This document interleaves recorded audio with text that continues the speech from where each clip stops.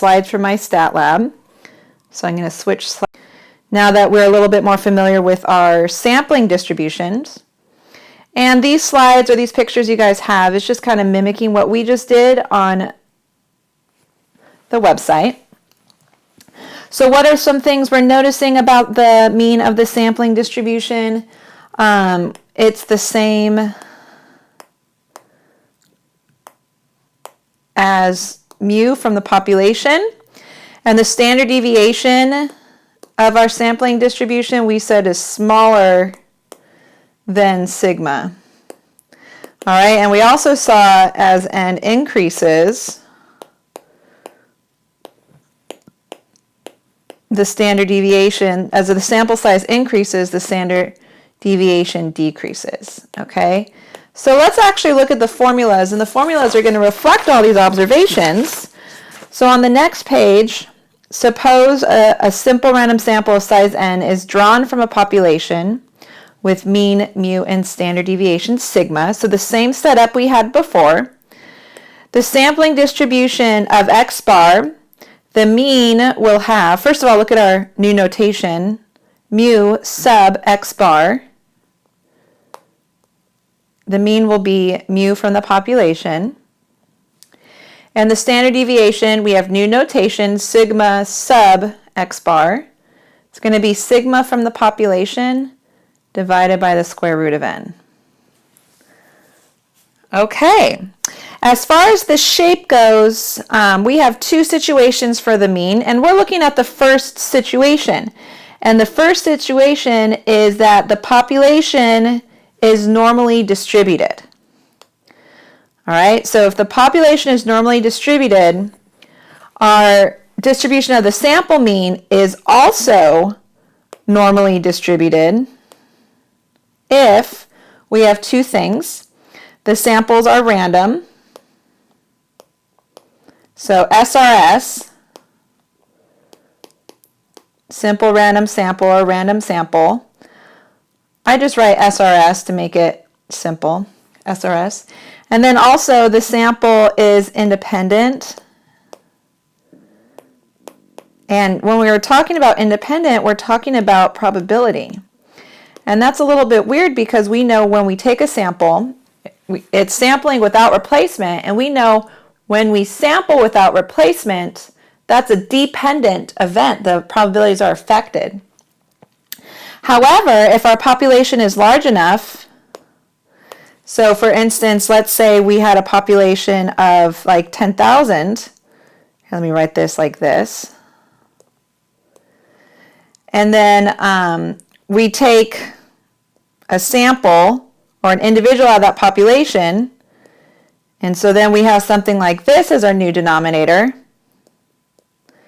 That's going to be 0.00, hold on, 1, 2, 3, 4, 5, 6 zeros, and then a 1, okay, versus a truly independent sample where the probabilities would not be affected. All right, this is all our section 5.4 stuff. So a truly independent sampling method would not change our sample space. And if we had this, check this out. This is also 1, 2, 3, 4, 5, 6, but now 7 zeros. 1, 2, 3, 4, 5, 6, 7 zeros. So really, is there that much of a difference when we have a very large denominator? No, it's like taking a drop out of the ocean. It's not going to make that much of a difference. So our sample size can be independent if our population is relatively large. So what that means is we want our sample size to be less than 5% of the population. And how we write that is this. We want our sample size, n, to be less than 5% of is multiply the population. All right, so that's our second rule. Okay, so let's put all this together. Let's look at an example. And we're looking at the weights of pennies minted after 1982. And they are approximately normal approximately normally distributed. We have more information. The mean is 2.46 grams, and the standard deviation is 0.02 grams. So now we want to know what is the probability that in a simple random sample of 10 pennies minted after 1982, we obtain a sample mean of at least 2.465 grams. Okay, so I want to highlight a couple key words. First of all, they tell us what is the probability that in a simple random sample. So they want to know probabilities about a sample. That's one way that we know we're on the sampling distribution. Another way is they want to know a probability about a sample mean. So all of these things are telling us to use the sampling distribution of the sample mean. And then also, if we were to write out the probability, the sample mean is going to be at least 2.465. The fact that we had to write a X bar right there, that also tells us that we're on the sampling distribution of the sample mean. Okay, so let's write that, sampling distribution of X bar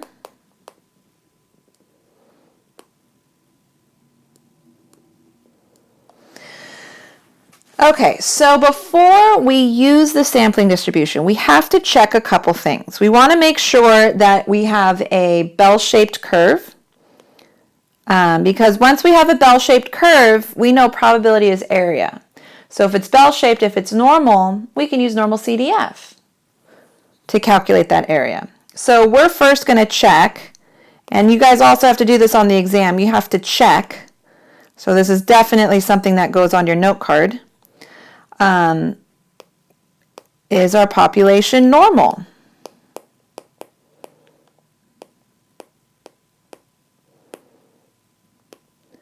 We also have to check if we have a simple random sample. And then finally, we have to check if our sampling is independent. And so in other words, is our sample size less than 5% of the population? Okay, so first of all, is our population normal? Yes, that's something we highlighted in green. The population is approximately normally distributed. The population being pennies minted after 1982. Whoops, what happened to my Y? So yes. Do we have a simple random sample? Yes, we highlighted that in blue. We do have a simple random sample of 10 pennies. All right, now are 10 pennies less than 5% of all pennies? Well, one way to find that out, to see what 10 is 5% of, you can always take your sample size, 10, and then multiply it by 2, and then add a 0. And that's just how you figure out what the sample size, what 10 is 5% of. So 10 is 5% of 20. Excuse me, 10 is 5% of 200. So now the question is, going back to here, is 10 less than 5% of all pennies? Well, are there more than 200 pennies minted after 1982? Yes. So we would say yes. All right. So, moral of the story, all of this is telling us, that the shape of the sampling distribution is normal. So, sampling distribution of X bar is normal. Okay, so we're allowed to use Normalcdf to figure out that probability. Before we use Normalcdf, we also need to know the mean and the standard deviation. And we know mu of X bar is the same as the mean of the population. And that was given us to be 2.46. So we can just write that. And then the standard deviation of our sampling distribution of X bar is the standard deviation of our population, so sigma, divided by the square root of n, our sample size. Okay, and then that would be grams. And you don't actually have to calculate that. I would prefer that you leave it like this because you don't want to round, right? The more we round in the problem, the farther away we get. Okay, so here we go. So if you're visual, let's draw a quick sketch of what we're trying to find. Here's our sampling distribution. We can notate that by just putting an X bar right there. And there's the mean.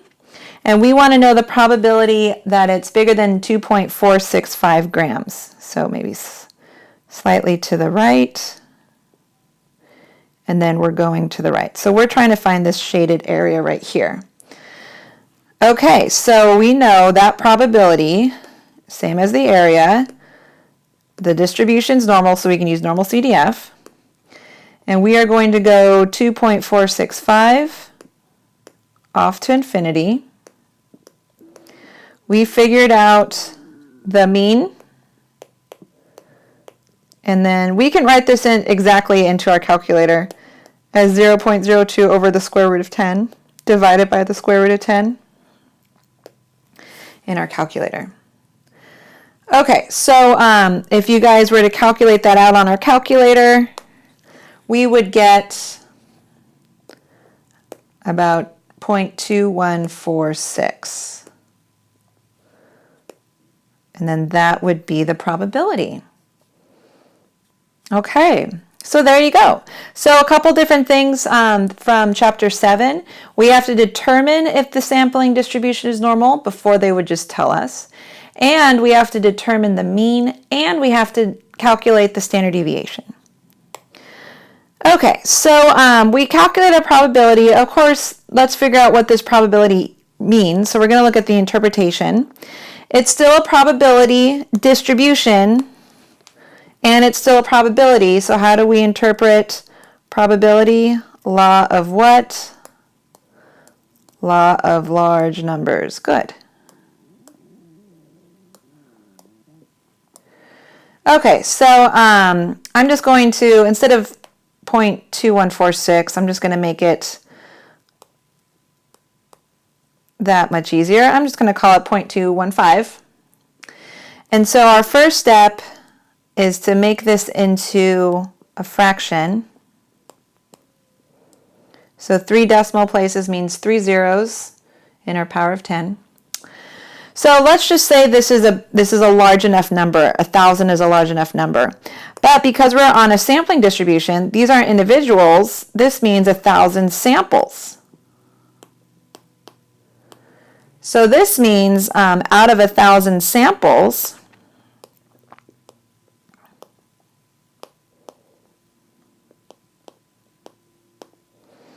of size 10,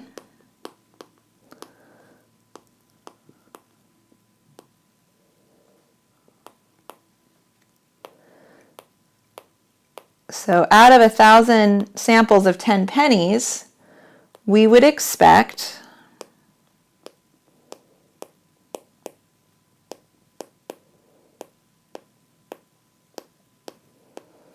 about 215 of the samples. That's this number right here, 215 of the samples, to be bigger than that probability we are finding. And again, what we were finding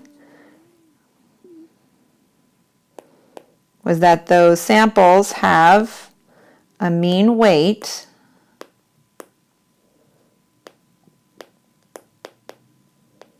of at least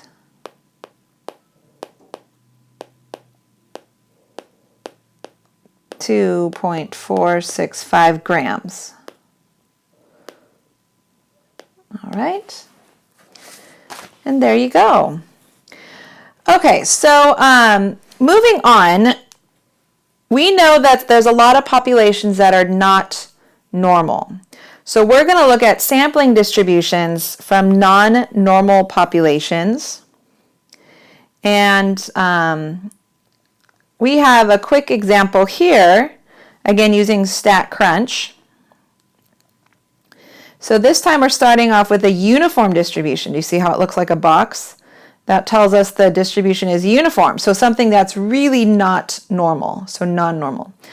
And what we do, we kind of repeat the process. Take a sample of size 5, 1, 2, 3, 4, 5, and we calculate the mean. All right, and let's see, this time we did it 1,000 times. So, right, sample of size 5, calculate the mean, and plot it. And again, even though we came from a non-normal population, our sampling distribution is still normal. All right, so again, this is our sampling distribution down here, the x-bar. And we would see if we increased our sample size, we get similar results that we did before. We still have a normal distribution. The mean still mimics the mean from the population, and our standard deviation gets smaller the larger our sample size is. All right, so again, the shape, it's approximately normal still, especially as n increases.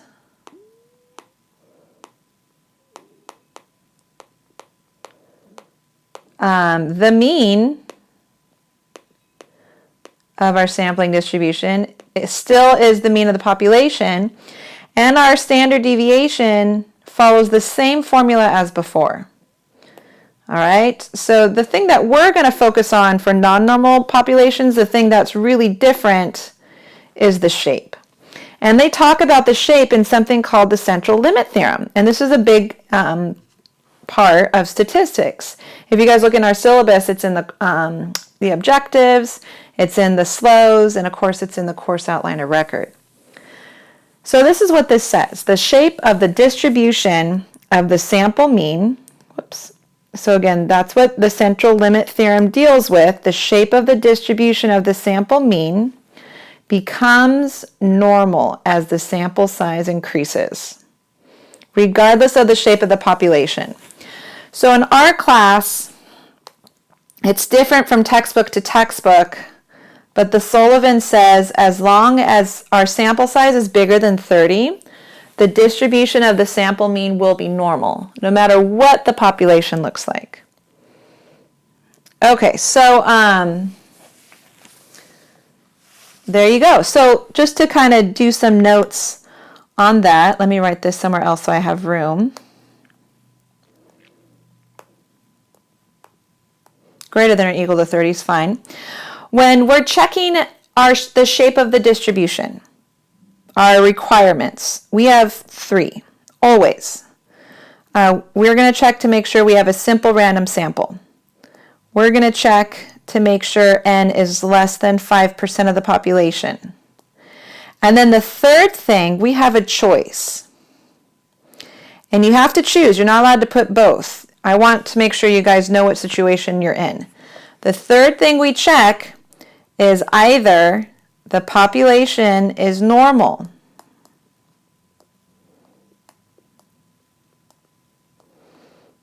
or our sample size is greater than or equal to 30. All right, could be greater than or equal to 30. I'm okay with either. Okay, so let's see what that looks like. And then let me just remind you, let me go back up to our previous example. That's what we did here. All right, we checked 3 things. Population was normal, simple random sample, and less than 5%. Now let's do an example where our population is not normal, or it just doesn't say. So suppose that the mean time for an oil change at a 10-minute oil change joint is 11.4 minutes, with a standard deviation of 3.2 minutes. All right, so in a random sample of, if a random sample of n equals 35 oil changes is selected, we are going to describe the sampling distribution of the sample mean. Okay, so our requirements. Do we have a simple random sample? Or just a random sample? Yes. Is 35 less than 5% of all oil changes. Well, remember how to determine if it is? We can double 35 and then add a 0. So 35 plus 35 is 70, add a 0, 700. So 35 is 5% of 700. Do you think this business has had more than 700 oil changes? Absolutely, or else they wouldn't be in business. And then finally, we have a choice. So I'll do our choice in green. We have to determine that either the population is normal because they tell us it's normal, or we have a large sample size. So do they say the population is normal up here in the problem? No, but we have a large sample size. So 35 is bigger than 30. So we're good to go. That's the central limit theorem. Okay, so all of that is telling us that the shape is normal, or the distribution is normal. That means we can use Normalcdf to calculate probabilities. The other things we have are from our formula. So mu sub x bar is equal to the mean of the population, which is 11.4 minutes. And the standard deviation is equal to sigma from the population divided by the square root of n. And again, we don't necessarily have to calculate that out. It's better to leave it exactly like that because then you're not rounding. Okay, so that's how we're describing our sampling distribution. Now in part B, we still have that sample size, so we can use everything from part A. We want to know what is the probability the mean oil change time is less than 11 minutes. Okay, so again, some key words. If a random sample is selected. So again, we want to know the probability regarding a random sample. And it's the probability of a mean. All of these things are telling us to use our probability distribution of x bar. And also, when we are to write out what we're trying to find, it's the probability of the mean is less than 11 minutes. So essentially, if we're trying to find the probability that the mean is less than 11 minutes, that means we're just trying to see if this oil change joint lives up to its name, the 10-minute oil change joint. Okay, so hopefully the majority, like at least 50%, are less than 11, because that would mean that, okay, yeah, this is not false advertising, this is good stuff. Okay, so we're going to say probability is area under the curve, and we know area under the curve can be found using Normalcdf. Less than 11, so we're starting at negative infinity and going all the way up to 11. We calculated the mean in part A, and we determined the standard deviation in part A as well. Okay, so let's make sure we know how to do this on our calculator. Push pause. Make sure you guys are getting 0.2298. That's horrible. That's 23%. So what do we think about the title of this oil change joint? We would say it's false advertising.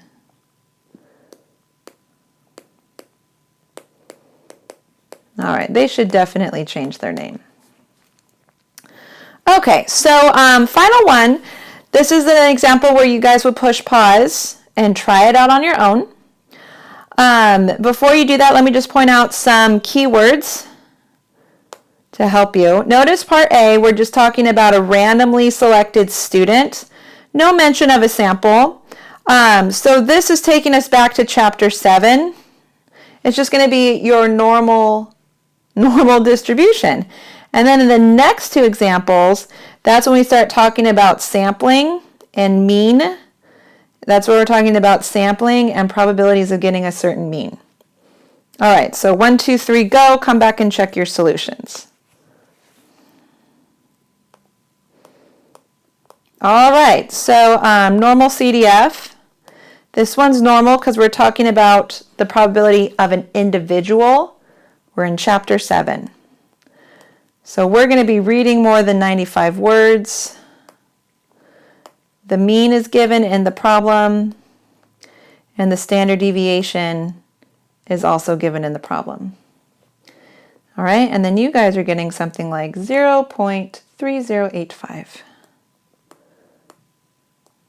Okay, so that was a review. And then part B, that's what we're currently doing because it's a random sample and we're looking at probabilities of a mean. So did you guys first check to see if we had a simple random sample? Did you guys check to see if 12 was less than 5% of all second grade students? Absolutely. And then the third one, we have a choice. Do we have a large sample size or is our population normal? Our population is normal because they tell us and they have to tell us. So the third thing is we could just write population normal. All right, the third one's tricky because we have to choose. Okay, so all of these things are telling us that we are allowed to use Normalcdf.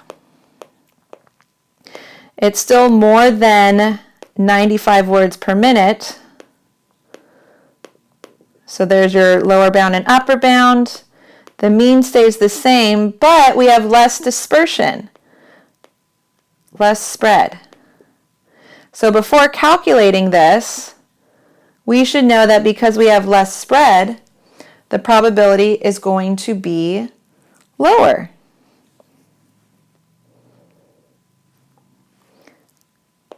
Whoops.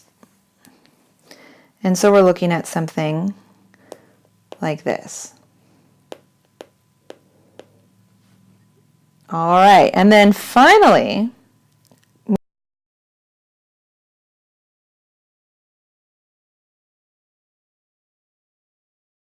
slides.